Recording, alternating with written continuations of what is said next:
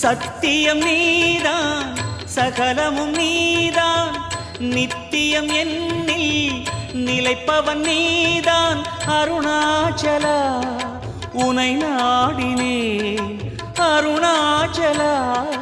உனை நாடினேன் சிவலீலை செய்யாமல் சிறு ஏனையாட்கொள்ள சிறிதேனும் தயவோடு அருள்வாயப்பா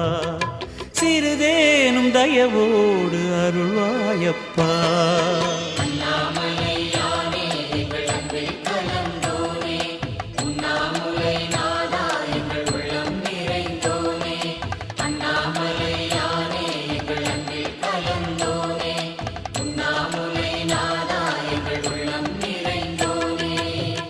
சிவமயமாக